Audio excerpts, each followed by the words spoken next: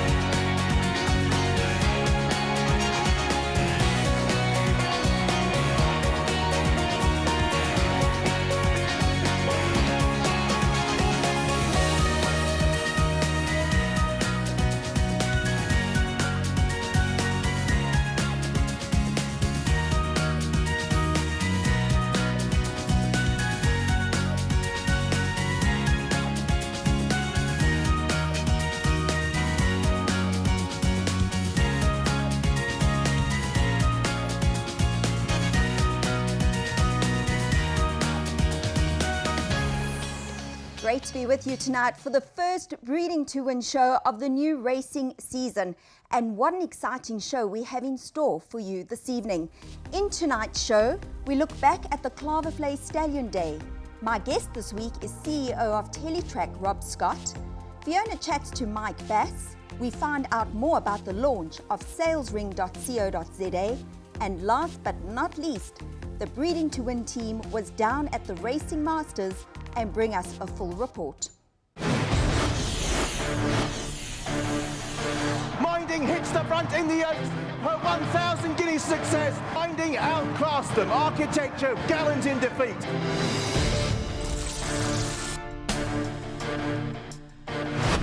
It's coming with a challenge and moves through into second. And it's Tarzan who has won the Investec Derby.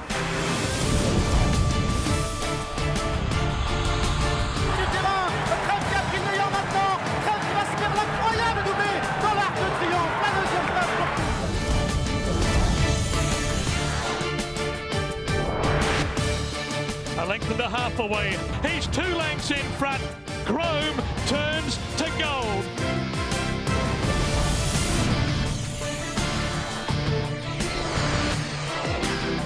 Smart Call wins the Jambi Mid.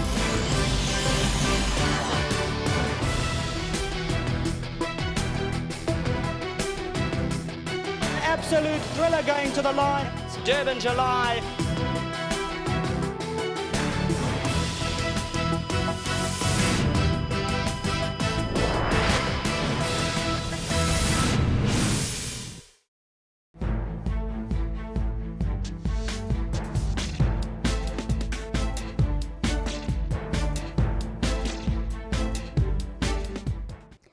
Well, some of the new stallions at Claverflay Stud stole the show at their annual Stallions Day.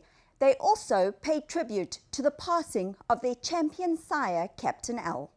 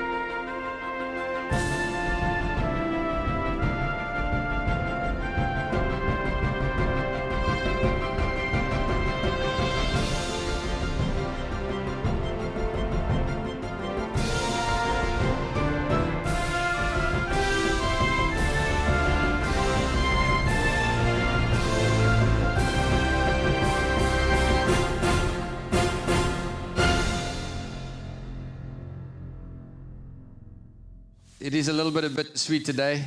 It's we've had Captain L with us 15 years in a row, and this would have been his 16th year at our Stallion Day. And it's amazing when he started off here. he was basically just one of two horses. And as his career progressed, every time he came out, everybody would ooh and ah, and they would say, look at the swag over this horse, and you can see why he knows he's the champion that he is. We'll start off with our first fella, who is Captain of All. Captain Al's first son at study at Klavervlei. I got an email from Alan Porter of Trunix, just to remind me and tell us that, are we aware that we have the fastest son of Roberta in the world? And what we're really excited about is, although he's a horse with immense substance, and he looks quite low on the ground, he's throwing horses with a lot of leg. And we believe that it's the English speed, this classic speed, that's coming through into his progeny. Okay, next in is Count Dubois. Well, there almost isn't a year that goes by where you don't get progeny of Count Dubois that can hold their own in any group company. You think of the likes of French Navy, Selim Saika, and he's also got the champion 3-year-old Elect in Edict of Nantes. But every time this horse gets mares, he certainly does and delivers the goods. And I managed to chat to Sean Terry a little bit earlier on, and although he was very sorry he couldn't make it here today, he's obviously behind a couple of very useful Count Dubois. Obviously, he's got French Navy, and he's also got Social Order, who Burland stud bred, who's now 2 from 2 with an average winning margin of just over 5 lengths. And what Sean Terry said about Count Dubois is pretty straightforward. He's the most underrated sire. I always look for his stock as sales, and there's always some that walk better than any other progeny on the sale. So high regard indeed from our champion trainer-elect. Okay, the next horse is Coup de Gras. And one thing that's really great about Tappet is that his sons are now coming out and starting to do the business. So Tapizar is also at Gainsway, has produced his first Group 1 winner. And it's fantastic now that Ridgemont have, through Highlands, the purchase of Highlands, have now got a 25% share in this horse. So we're really looking forward to their support, and with the kind of mares that those fellas bring to the game, this horse will have an outstanding chance. That's one of his traits. Every time we bring people here, he goes up onto the back legs. He loves it. The one great thing about him as well is his speed. In the Amsterdam in 2014, he ran the fastest time over 1,300 meters at Saratoga. And in fact, when they counted up all the times of the following year in 2015, it was the fastest time in the United States over that distance. Next, we have our classic stallion, Pomodoro. He was a dual Group 1 winner. He won the Durban July.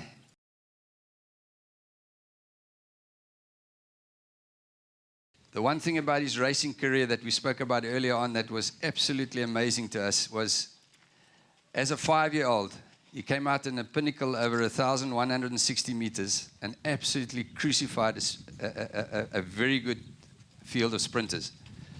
And there's only 2 horses that I can remember having done the same thing, and that was Model Man and National Emblem. And both of them turned into very, very decent sires themselves. So a horse that can win the July and still have that kind of a speed as a 5-year-old has to be extremely special. And obviously Sean was very happy with what he saw. He knows the family backwards. Yeah, we try not to buy horses that Sean doesn't like. Except from time to time I do stray that way. Sean is very impressed with what he's seen. He believes he stamps them. And when Terry says horse looks like it's got ability, then I believe him, because he doesn't speak easily about it. I want to thank everybody who has supported. We're very grateful. And we will continue, not only in the sales ring, but we've also sending him a bunch of mares. Next fella is one of the new kids on the block, Red Ray. Joey's comment, Red Ray is probably the most charismatic and handsome horse to pass through my care. To crown it all, he was as exciting to work with as his pedigree is to look at. Big words from a top trainer. To have another son of Western Winter at stud here, after what a winter start at stud, has given us huge courage. Also taking into account his mother Nakrat, surely, and it's great to have Sally here today. Sal, welcome. Your great mare, she is without doubt one of the blue hens of the South African broodmare book.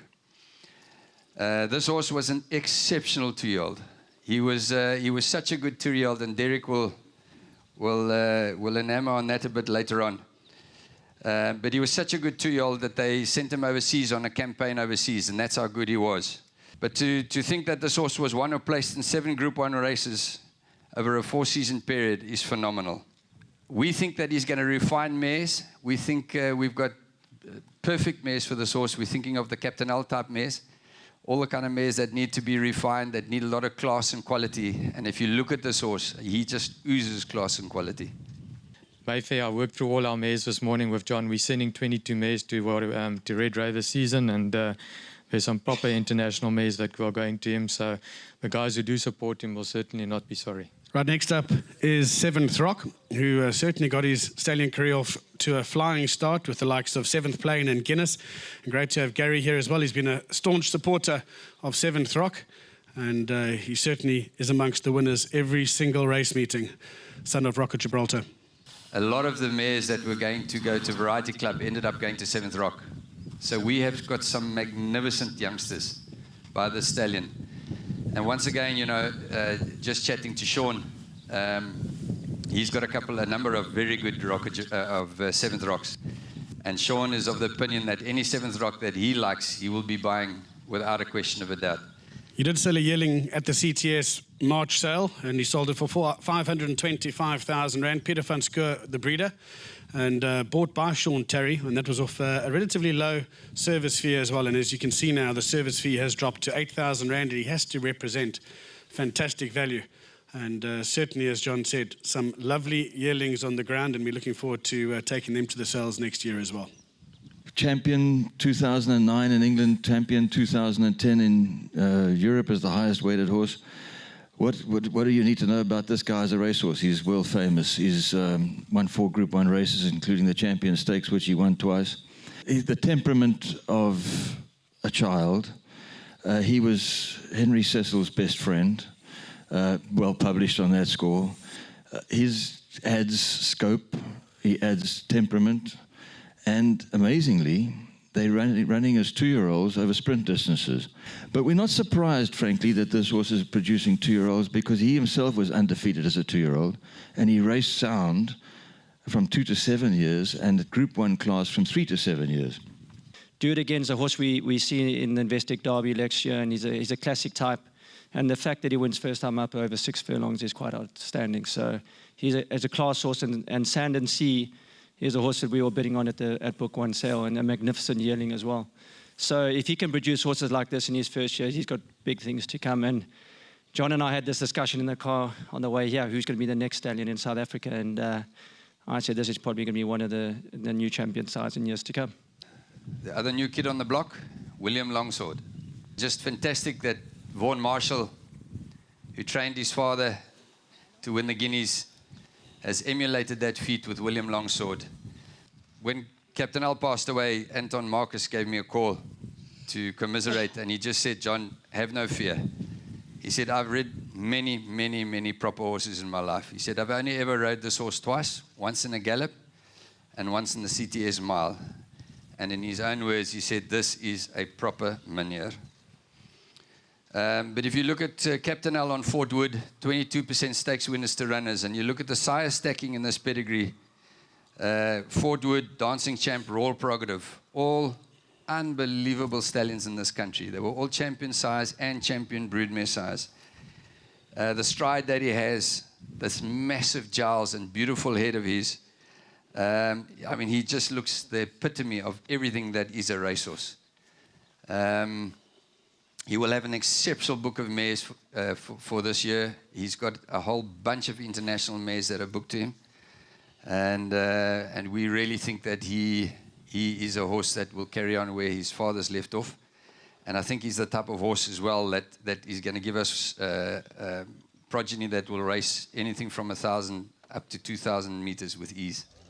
The Breeding to Win team are here at the Clover Flay Stallion Day, and what a fantastic morning it's been. The stallions look absolutely magnificent, and no one knows what a stallion should look like more than John Freeman. John, what a fantastic 8 we've seen. That's a fantastic accolade. Thank you. I'll try and live up to it. It's been a wonderful day. Thanks to Clover Flay and their directors. As always, very professional. wonderful stallions on parade.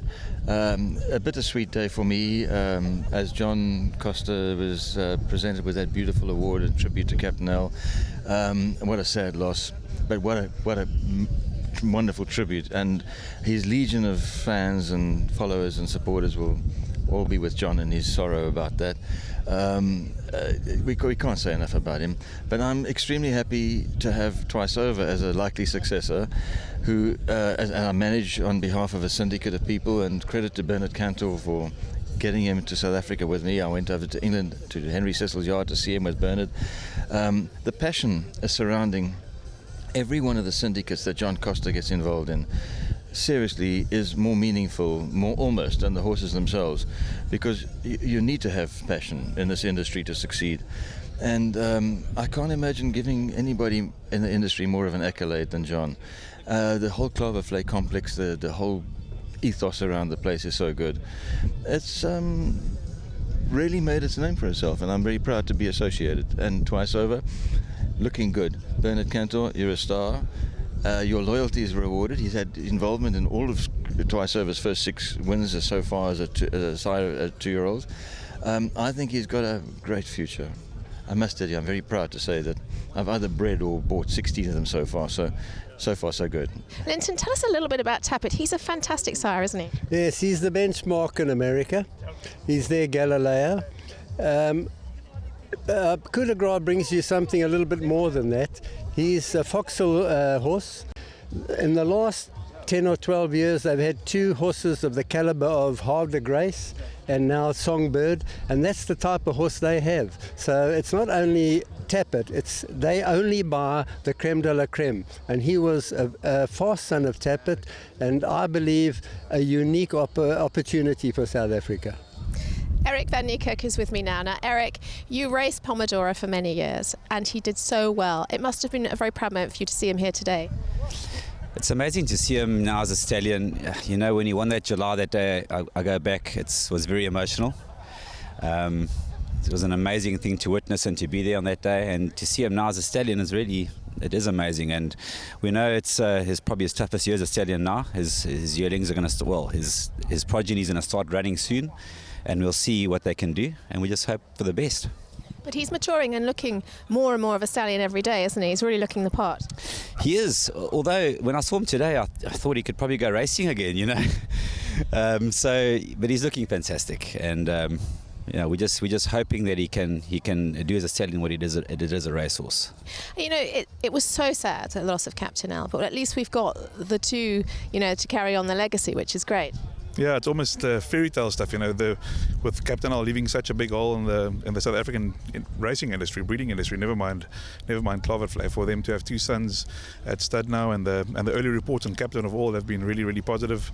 All the breeders I was lucky enough to be in the AGM earlier, and they're all commenting on the quality of the foals, and they're all really excited. And now to have a horse like William Longsword, he could be out there winning Group 1s at this stage, but he just looks an absolute stunning looking horse with the size of his jowls, and it's a real pleasure to look at, and every chance. So 2 definite candidates to take forward the legacy that Captain Al left on this farm. Now, Sally Brass from Lammaskrel knows all about the Nakarat family and Red Ray. Sally, didn't Red Ray look great today?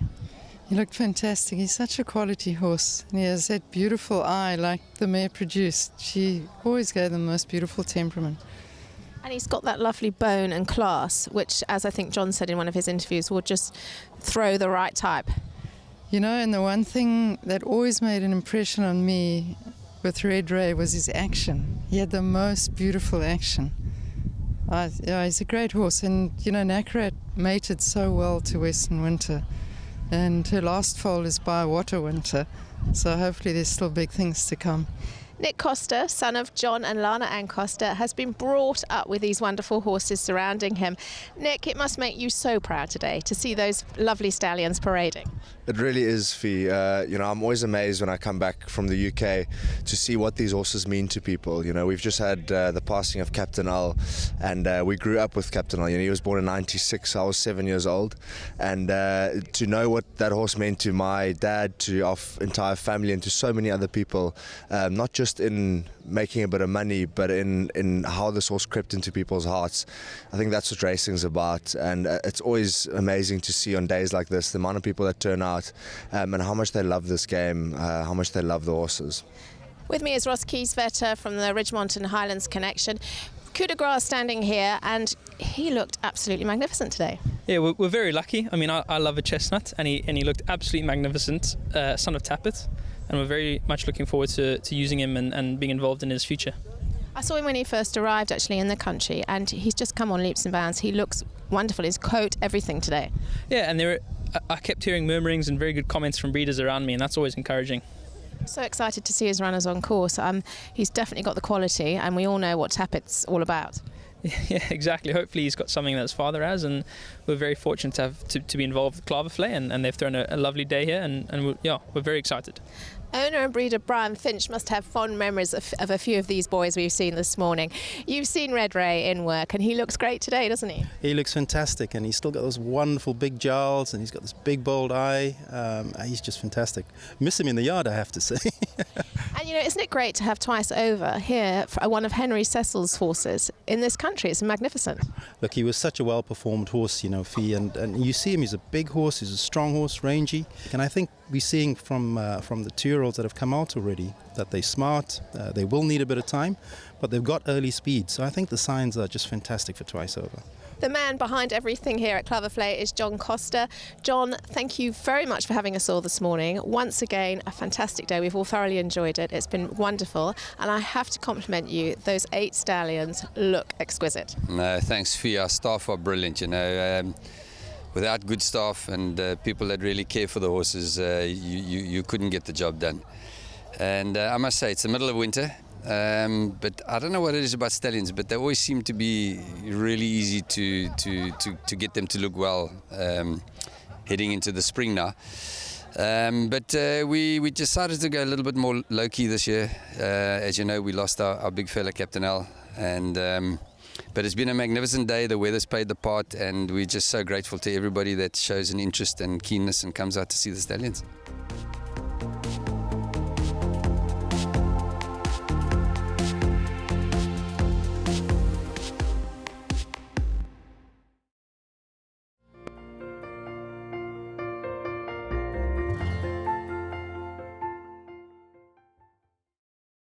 Well, one of those exciting stallions that stands at Klavervlei Stud is Coup de Grace, the only son of Tappet, currently standing in South Africa.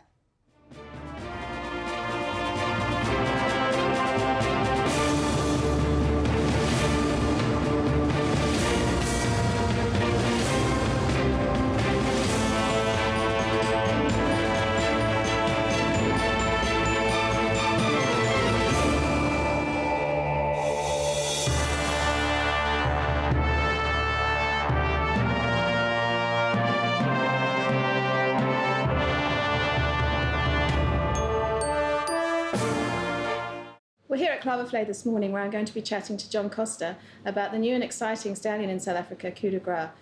John, the first son of Tappet to stand in South Africa is quite an achievement. It is, Fee. Tappet, obviously champion sire in the USA.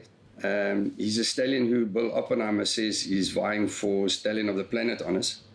And that's huge praise indeed, because Bill is one of the gurus of the stallion game. And to think that a horse like Tappet is standing at $300,000 at Anthony Beck's farm at Gainesway. And my first idea was to phone my very good friend Anthony Beck, because who would know more about a stallion or a son by Tappet other than Anthony? And it was amazing because Anthony told me that he himself had been on this horse as a 3-year-old just after he'd won the Amsterdam. And he said there were just about every stud in Kentucky was on this horse midway through his 3-year-old career. So he was a horse that showed an enormous amount of potential, and just knowing that and having that fact that just about everybody in Kentucky was on the horse makes him a bit of a coup for South Africa. He's had a beautiful Stormcat mare himself, very talented. Yeah, she was very, very, very talented. She ran third in a Group 3. She won 2 races, but Stormcat himself is really becoming a sire of a broodmare sire of stallions. If we think of Sky Misa, has done extremely well, and Glen Eagles has now gone to to Coolmore to Standard Stud there. He's out of a Stormcat mare. And then Speightstown, of course. And Speightstown's been an amazing stallion for Windstar Farms, also out of a Stormcat mare. So I think when you combine Tappet and Stormcat, very exciting for this country. He's a top-class sprinter. He won 5 races in America, and he's got a huge rating of 111. He was, and he actually had a Bayer rating of 100, speed rating, a Bayer speed rating of 100, which was higher than his father himself, who was a 98. So, you know, in this country, we really enjoy speed. This horse won over a mile as well. He looks like a sprinter miler. He's an extremely, he's got amazing quality. He's on the leg. He doesn't look like an out-and-out thick-set sprinter. So I think he's the type of horse with the right type of mare could even get, horses to go 2,000 meters. And the service fee is 50,000. 50,000, which is 10 nomination and 40,000 live foal fee. But we're also going to offer breeders around the country because we realize that sales have been down all around. Times are tough. We're going to offer breeders foal shares, 65%, 35% in favor of the breeder. And if you send a bold black type mare, it'll be 80%, 20%. And that obviously will be the price after all your costs that you sell your yearling for in when will it be 2019, I think. So I think a great deal for breeders. And the interesting thing about Tappet's sons going to stud is that they had all the big studs. Gainsway has a son, Spendthrift, Windstar, Lane's End, all Hill and Dale have got 2. So his sons are really in great demand around America. And you know, when you add good looks to racing performance, and in the female line alone, there are 3 reins de course mares, which is massive. Then it is exciting. So I think we've got the whole package. We've got the stallion for sure with Tappet. We've got the mare who was talented, and she herself out of an extremely talented filly. She was champion 4-year-old filly in America. She won the Breeders' Cup. She won 4 Group 1s. She was placed in 6 other Group 1s. I mean, it's a huge class, racing class there. And then the mare being by Stormcat. And as we've just spoken about, Stormcat really making his mark as a brood messiah of size.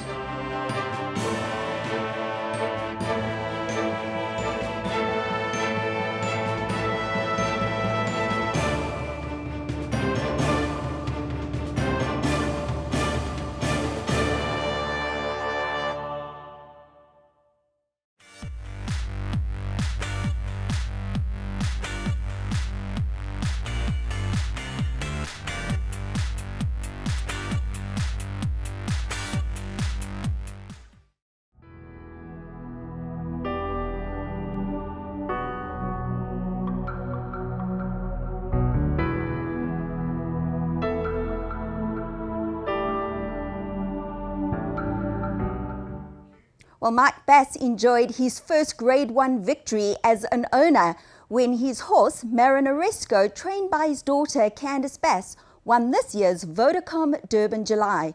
Fiona Ramsden catches up with the legend Mike Bass.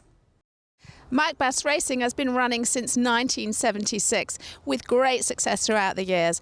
Candice has now taken over the reins, but this morning we're going to chat to her father, Mike Bass, about what goes on here at the Bass Empire. Mike, thank you very much for having the Breeding to Win team here this morning.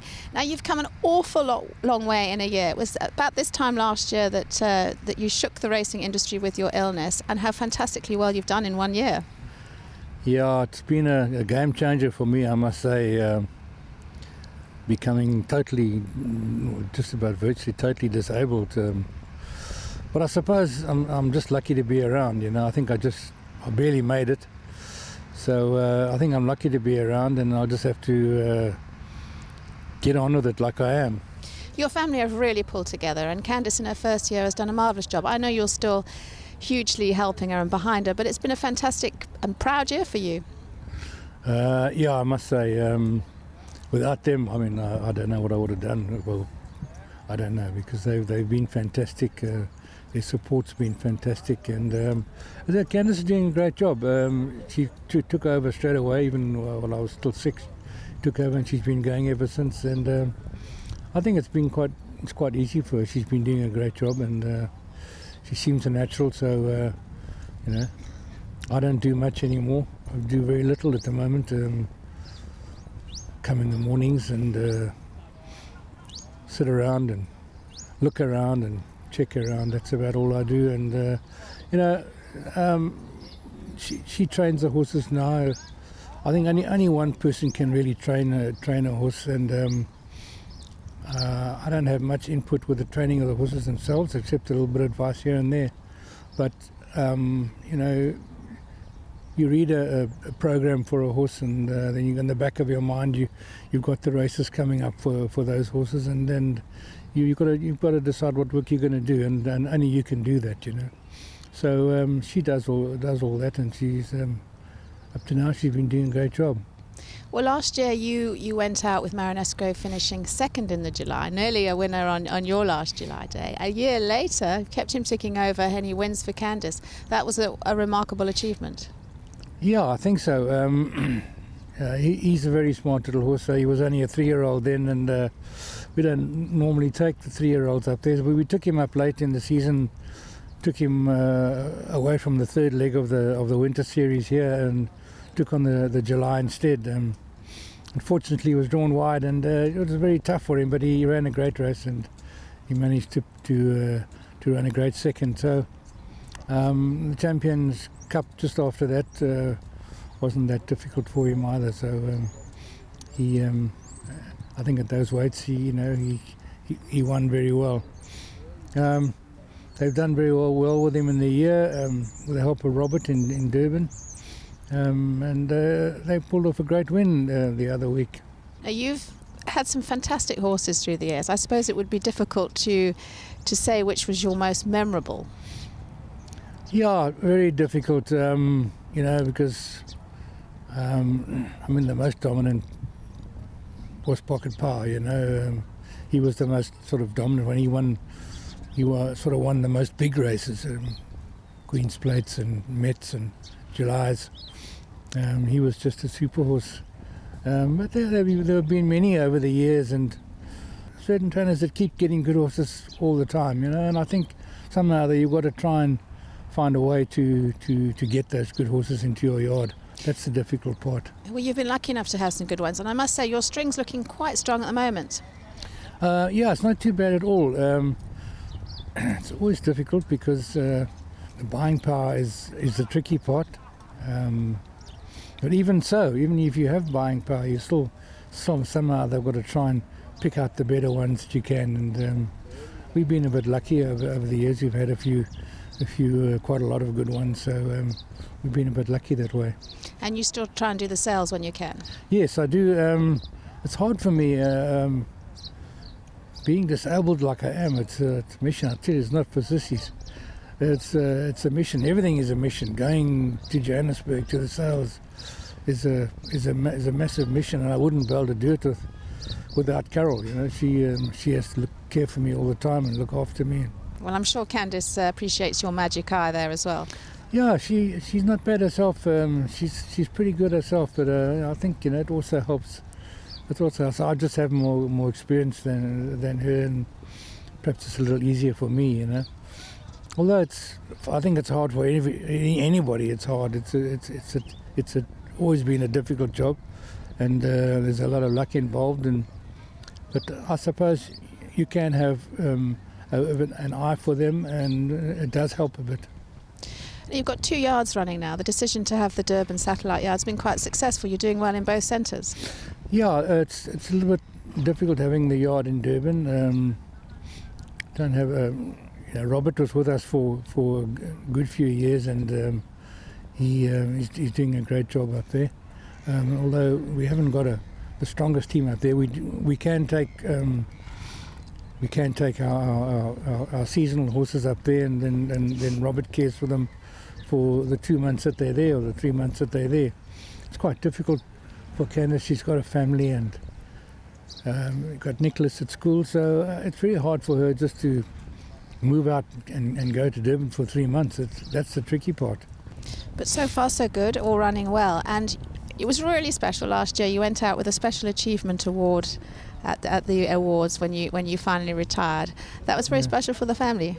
Yes, it was. I'm very grateful for all the support I've had over the years, and the clubs and the owners have supported me over the years, and I'm very grateful for that, and I always will be. Well, away from the horses, let's get onto your rehabilitation. It must have been a tough year with operations and physio. You've been through the mill. I've got a wheelchair here at the stables, a motorised one, which I haven't got at home. I've got an ordinary wheelchair, but here I've got a motorised one, which Equifeeds kindly sponsored me with. I've managed to get my car converted so that I can drive. I can drive from stables, from home to here, to the stables. I live on the golf course, so I've got a motorised cart in the garage, which I can play with. It's a Paragolfer. Well, you've always been a keen golfer and always been very successful. Now, there's a bit of a joke going around that you're actually taking their money with your new golfing equipment. My handicap's changed. I used to be vary between a 10, 11, 12, 13. I've now become, they started me off, when I first started playing, they started me off on a 36, and I came tumbling down to a 24. So I've been taking a little bit of money along the way, but I've got down to a 24 now, and I'm a little bit stuck there. Now tell us, how does your golf club actually work? It's a single seater, much like this, with a golf bag on the side. We'll see it just now. Golf bag that's got a control exactly like this, and goes forward and backwards, and you place it over the ball. It's got my feet are on a plate, and I'm strapped in.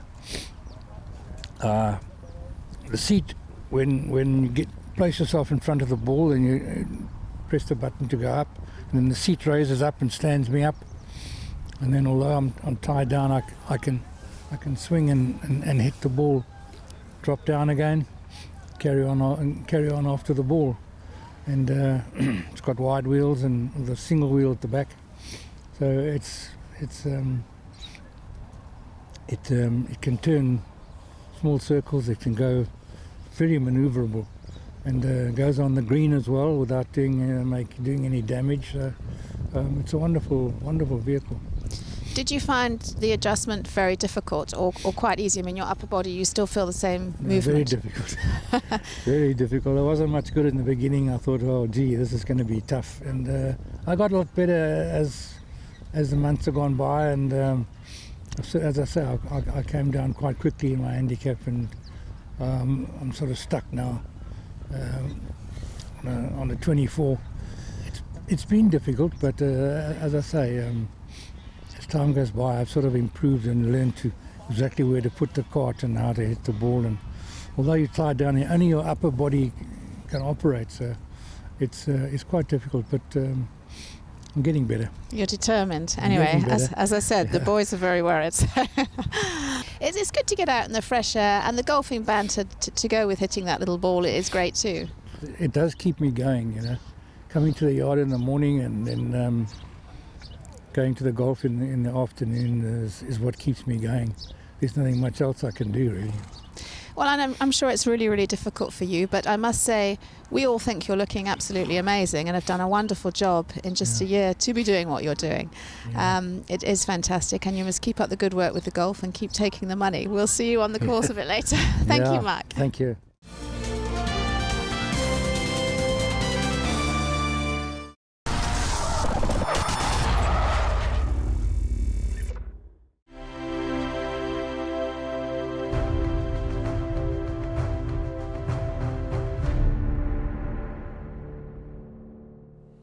A warm welcome to Rob Scott, CEO of Teletrack, to the Breeding to Win show. Caught up with him at Turfentine Racecourse. And Rob, lovely to have you on the show. How are things going? Well, and yourself, Jules. Thanks for having me. Now, obviously, the reason I've brought you in today or caught up with you is because we've had a few disgruntled punters over the last couple of weeks since that mention of no sporting post in our tab outlets, and a bit of an uproar about that. So I thought, well, I'll touch base with you and get the story right out of the horse's mouth. Well, I've been called many things, Jules, over the last couple of weeks. Some of them not fit for air. But look, really the reality of it is that we had a look at where, number one, from a total business perspective, we understand that from a punter's point of view, they like using that form. We also understand that the punters enjoy going with fixed odds betting, and all of that has got a place, and we have no problem with that, and people can choose wherever they want to go. But there's been the whole Teletrack debate around paying off fees for racing, and unfortunately from a Hollywood perspective, they don't pay the fees, and that's their choice. And there's a legal debate going on at the moment, so I'm not going to comment on that, and I'm sure there are two sides to the story, theirs and ours, and probably in between that is the truth. So nobody's really pinpointing or placing blame. But ultimately, we support bookmakers that support racing.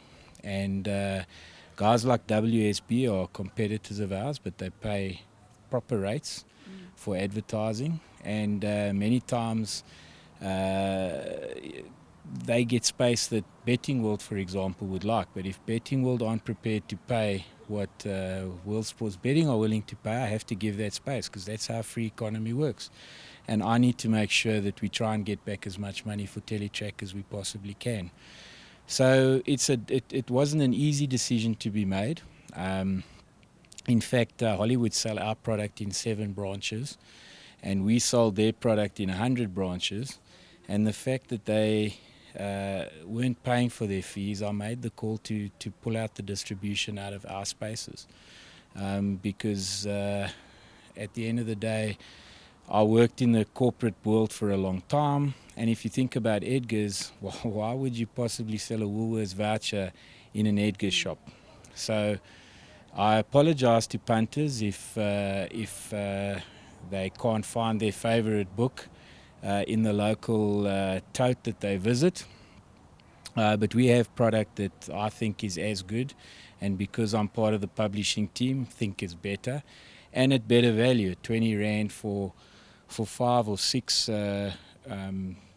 meetings, I think that's great value for the punter. So, not to mention the stuff that we put into the newspapers, which is free of charge, which is basic, but you don't pay for that. It comes as part of what happens, plus the free tab sheets which we put into the outlets.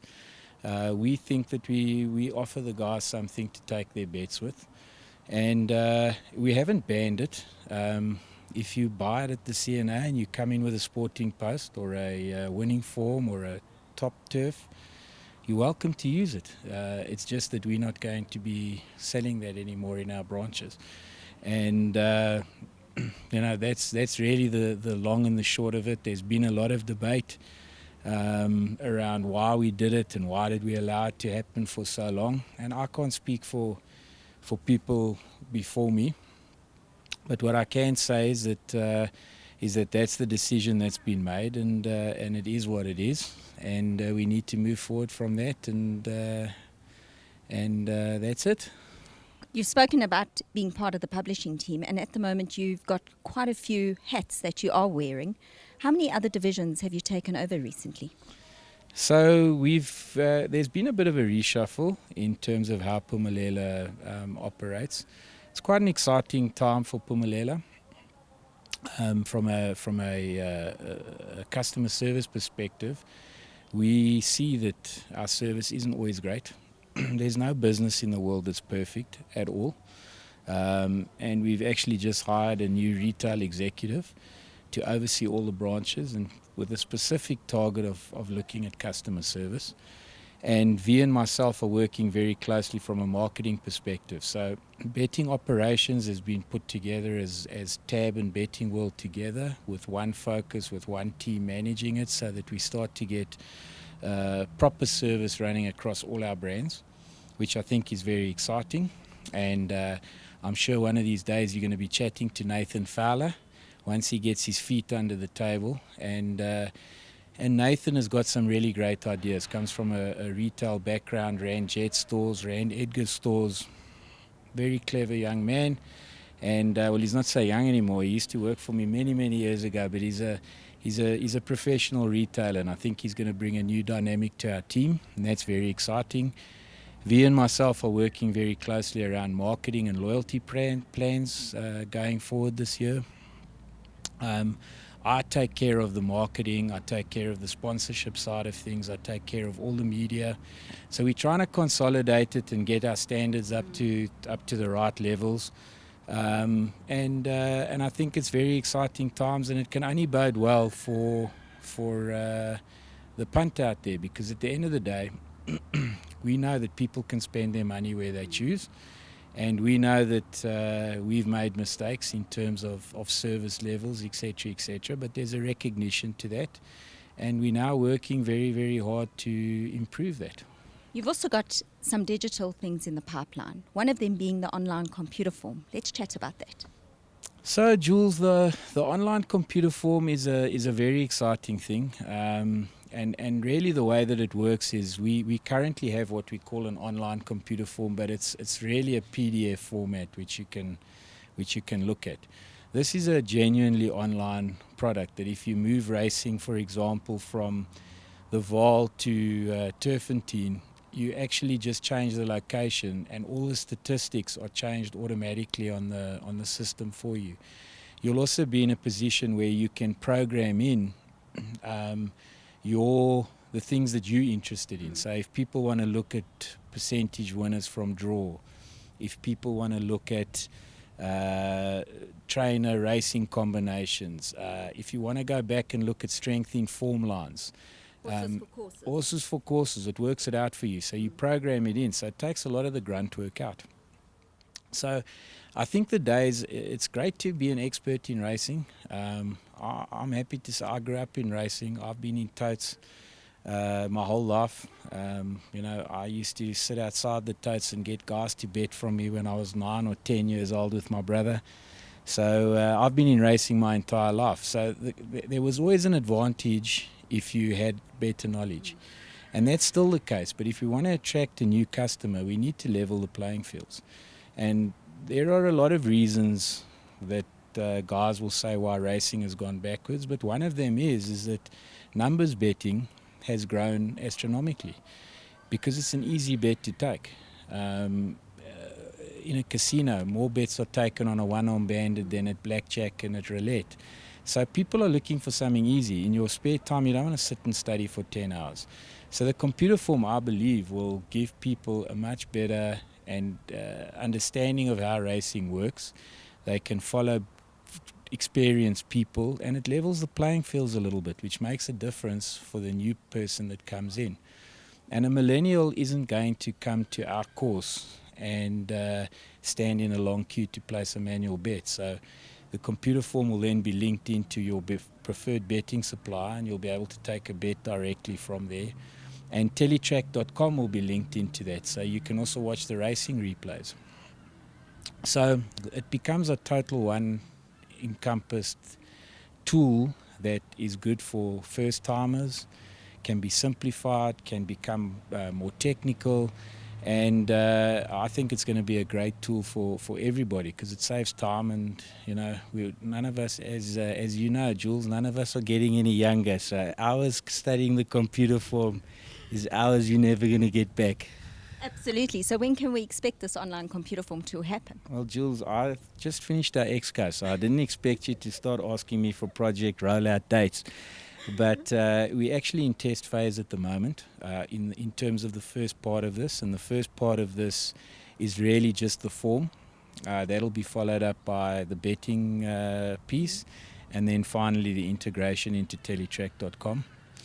And we'll be able to do this at really exciting rates. So it's quite expensive to get a computer form. And we can do that at a much cheaper rate because you actually take out the distribution piece of it. So I think it will become more affordable to a lot of people. I would say probably in about 2 to 3 months we'll have something that is ready to show the public. Exciting times. Thank you very much for joining us on the Breeding to Win team. And we look forward to working with you going forward, to being part of the team, and of course to the online computer form, because as a presenter, I think it can only benefit us. Jules, it's fantastic that you guys invited me. I think there's opportunity for us to have a segment like this going forward where other guys from the team get to talk to you. Because ultimately, I think guys, I read the websites, and I read some of the stuff that the guys write about us, but I don't think they necessarily know the individuals that well. I don't think they really understand some of the stuff that we're doing, and that's our fault for not communicating more effectively. So I think this is a great way for us to talk to the punters and let them hear what's going on out there. And the fact of the matter is, we're not blind to the fact that they're important to us, and we're not blind to the fact that sometimes we don't deliver on what we want. And that's a big focus going forward, to gain market share. Last question, any chance of a presenter increase in time to come? Jules, unfortunately, not for you. Thanks, Rob Scott, CEO of Teletrack, and we'll cut to a break. This horse produces a quality, precocity, and soundness. In other words, they win at 2 years old, 3-year-old, 4-year-old, 5-year-old, 6. They just keep on running.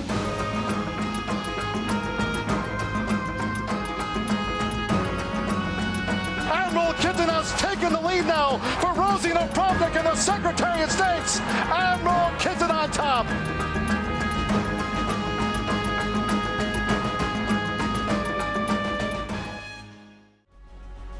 He's a stallion. He's by Galileo, who's the best stallion in the world. He's out of a pivotal mare, who's pivotal's the best stallion in England. And he's a great horse. Towards the finish, Galileo joins the greats in winning the Jewel Derbies. The United States being tackled by Haraki. The United States repelling the challenge of Haraki, and the United States draws clear to win the round at by 3/4.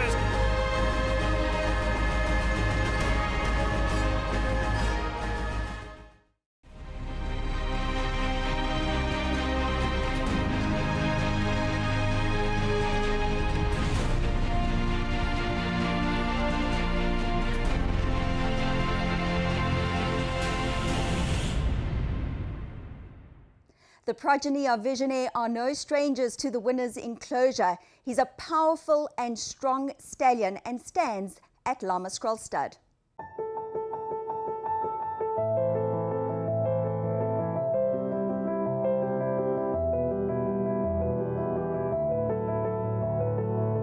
Visionaire, South Africa's champion freshman sire in 2015, stands at Lama Scroll Stud.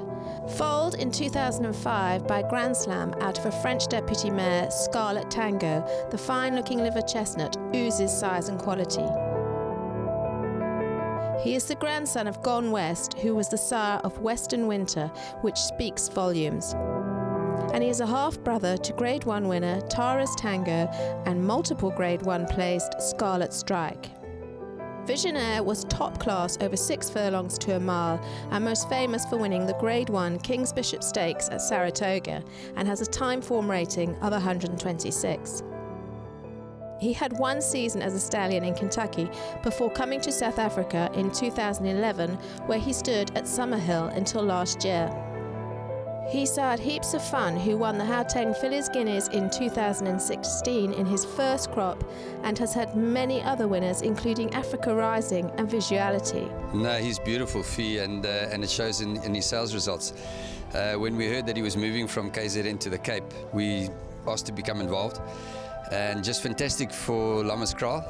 And I think the most exciting thing from Visionaire's point of view is the type of mares that he's going to get going forward, because as we all know, Lama Scroll has been one of the foremost nurseries in South Africa over the years. So I think a change of mare for Visionaire is going to do him wonders. And he's the kind of horse that I think can improve on your mare from a physical point of view. I think he's got a 63% winners to runners rate, and he's got 11% black type horses, which is very, very good in anybody's books. So I think the future is exciting for him.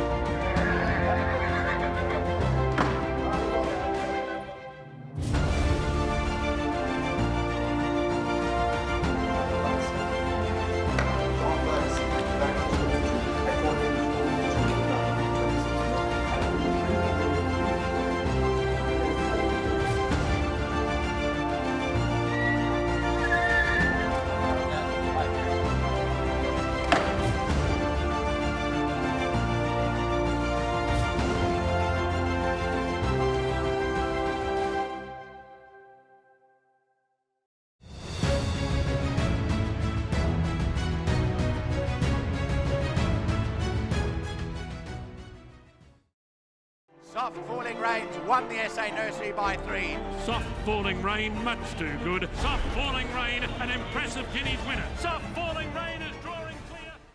Flower Alley is the winner of the 136 Travers Stakes.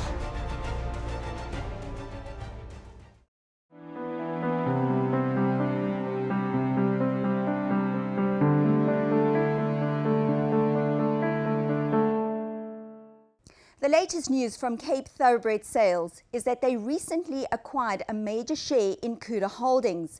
The Breeding to Win team were at the launch of salesring.co.za and tell us more about it. The website salesring.co.za is just about to launch, and what an exciting one it is too. Tammy Grieve will be managing the website, but with me this morning is Mark Bass to chat to us about it and how it's actually going to work. Mark, what a fantastic idea. It's a great platform for breeders, owners, trainers, everyone in the industry. Now just tell us how the website's actually going to work. Yes, hi Fee. Salesring.co.za was born out of necessity, I think.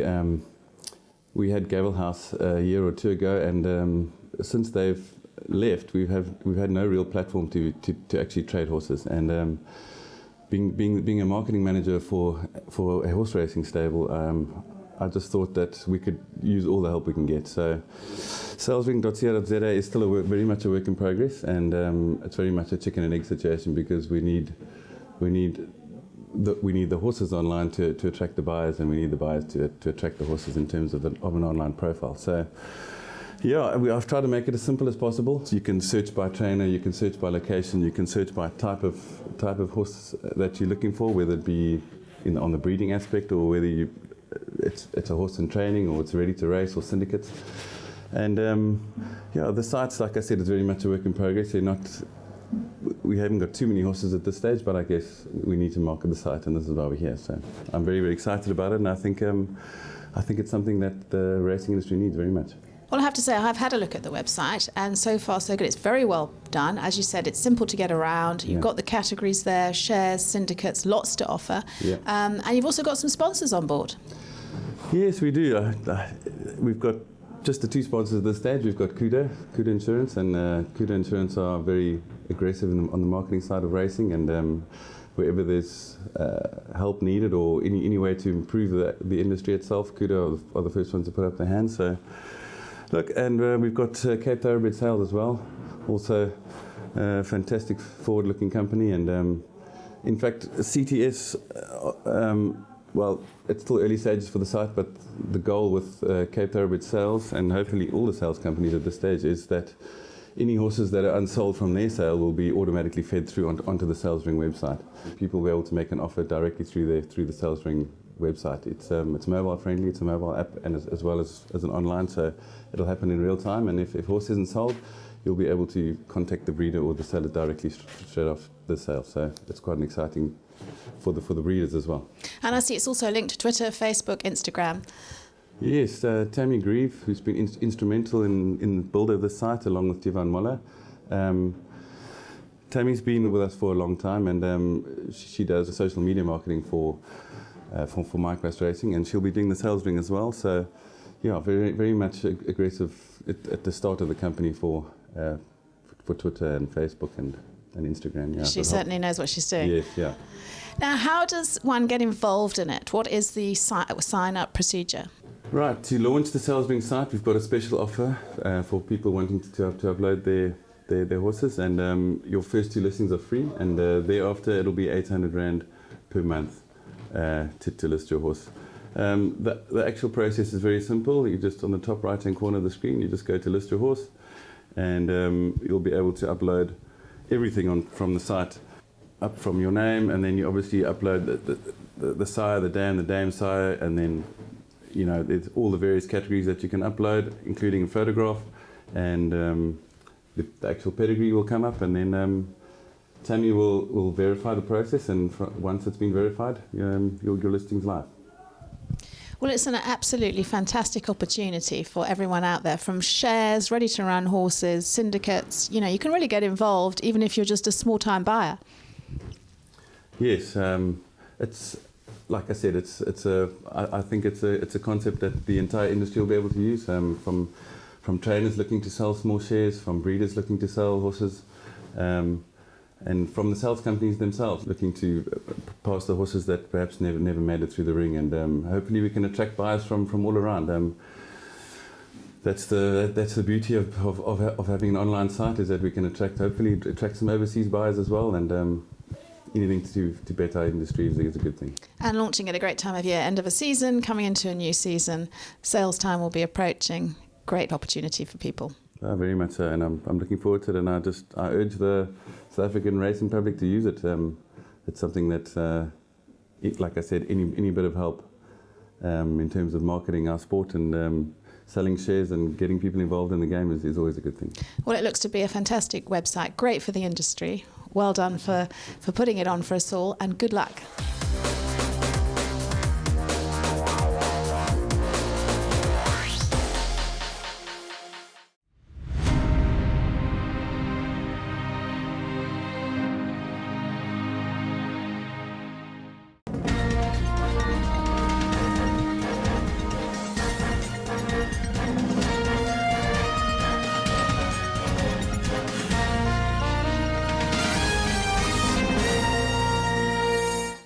Well, that's a wrap for this edition of Breeding to Win, as we leave you with the highlights package of the Racing Masters. From myself, Julie Alexander, and the rest of the team, good night. Woo, woo. I want to make like this, I want to make like that. Shimmy, shimmy, shimmy, shake, shake, shake. You've got to hoy the malloy. La-di-da-di, it's time to party!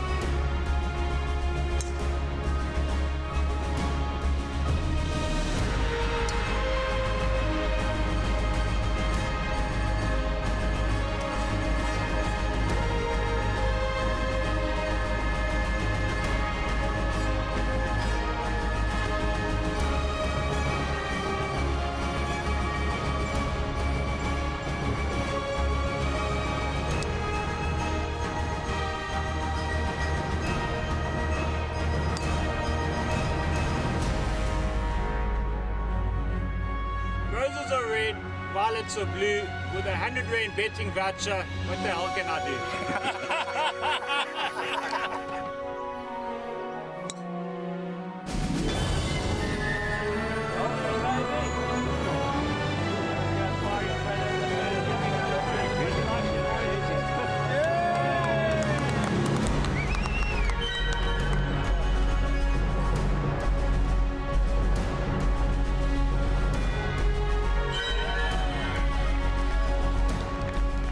Great day at the Wild Coast. Conditions perfect.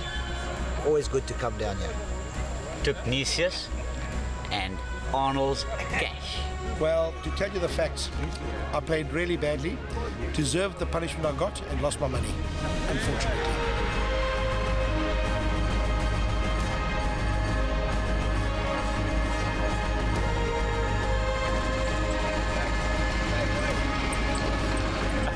So Anthony, how was it?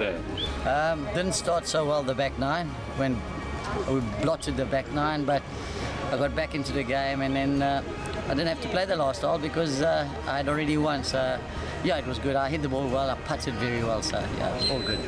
We're here at the Wild Coast Racing Masters, and great to catch up with a whole lot of racing personalities. But one who's enjoying a really hot patch on the racecourse at the moment is Roy Moodley. Now, a couple of days ago, maybe a week ago, 5 out of 5. What a day for you, and all named Roy as well. Definitely, it was a fantastic day. You know, we didn't expect what had happened, but well, it happened. Well, it all started off with the third race. We had a winner. The fourth race, we also had a winner. And then it continued until the eighth race. And I almost rode the pick six. Out of 8 carded on that day, I won 5 out of it.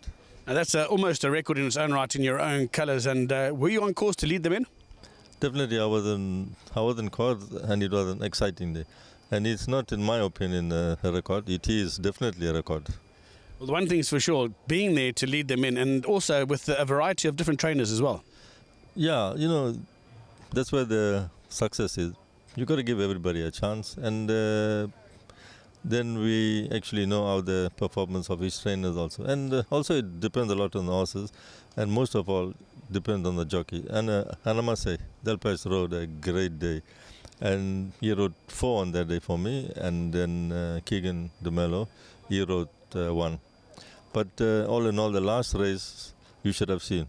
Delpech, he actually fought for his life to win the race. In the last 100 meters, it was going back, and he pushed it. Then he came in the last. He just won by a head, and that's what you call racing. Absolutely. I'll tell you what. Well, he fought to the line today as well because he's won the racing section of the Masters. How did you go on the golf course today? Oh, today, well, I just come to play fun, you know. Well, let's just talk going forward as well, because there's the 2-year-old sale coming up, and your stud's got a couple of nice, well-bred individuals, and you must be quite looking forward to that. Yes, no, I got about 36 2-year-olds that is going to come up shortly, all bred by me, and I think I bought a few in the recent sales. But all in all, I think we'll have a good year this year, 2017 going on to 2018. Roy, you put so much into the game. We certainly wish you all the success, and maybe one day you can even beat that record, but well done to you. No, thanks very much. You know, I was doing a search also on the net if there were any owners that did 5 runners, 5 winners. Nobody did that, and that's what is fascinating, because at the end of the day, out of 8 races, to win 5, and you had 5 runners, that's a 100% success. And it's a world record. Well done. World record. Thank you very much. Brilliant stuff. Well, that's Roy Moodley. He played some good golf today as well, but hats off to Anthony Delpech. You heard Roy. He rode like a champion. He's the Racing Masters champion too. Graham, firstly, we're just about to do the prize giving for the Racing Masters, and a great turnout and a fantastic vibe here as well. Yeah, it always is, and it's a great way to end champion season, getting the guys together from all around the country. We've got guys from the Western Cape, the Eastern Cape, the Highveld, obviously KwaZulu-Natal, owners, breeders, trainers, jockeys, writers, presenters. They're all here to have a great time, and it's just a great way to bring the curtain down. Everybody forgets about racing, all of the problems that racing and challenges that racing faces, and just the camaraderie is absolutely fantastic.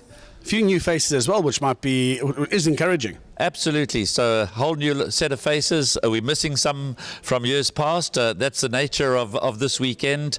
We have our loyal fan base that come every year and have been coming for many, many years. But it's always great to welcome new faces. And hopefully those that missed out this time round will be back next year. How many years has the Masters been going? I know it started out at Mabata, we've moved to Secunda, to Graceland. We've been here a number of years now. What's the total number of years that we've been running this thing? Well, we started out in 1994, so it's built up quite a tradition over the years. It's been going, what is that now, 23 years or so. As you say, the initial venue was out there in Mafeking. We've been to Swaziland, we've been to Graceland, but since moving to KwaZulu-Natal, the home has always been the Wild Coast Sun. It's a fantastic golf course. They refurbed the hotel about 4 or 5 years ago, and the rooms are fantastic. It's a wonderful venue. It's also quite small, which means that everybody kind of stays together, so it creates that vibe, as I said, that friendship. You're always rubbing shoulders with somebody, and you're always having a drink with somebody that you haven't seen for a while, and you can have a chat with. We've even got guys from Velcom. Nice to have Johnny Dos Santos, Manny Teixeira here that come every year. So it's just, as I said, it's just a great vibe. It's a great way to end the season. And yes, some of us play rather poor golf, and some guys like you play good golf. I hate this back nine. I really love it, but I hate it at the same time because it's got some holes on it that are just beyond me. I think I've got a problem up here somewhere with the back nine here, but it's a wonderful, wonderful golf course. And Fred Beaver always does a fantastic job. He really promotes the whole event well and sets up the course nicely, fairly. So we've all got a chance, but golf is the common denominator. So just a fantastic weekend. Here's Anthony Delpit.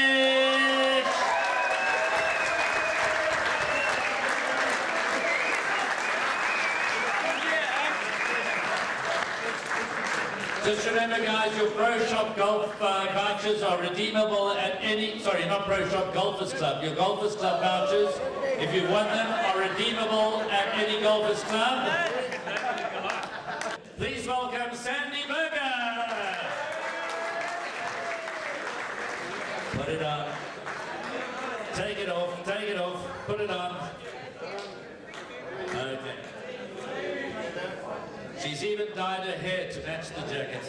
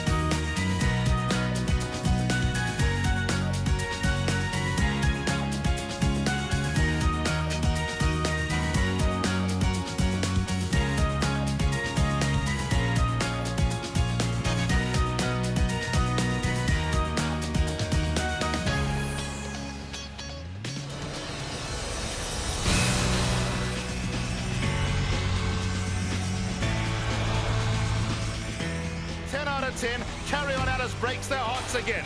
Pulling clear in the closing stages. Smart Call wins the Jambi Mid. And Smart Call comes home to win it in the main Johns Farms Paddock Stakes.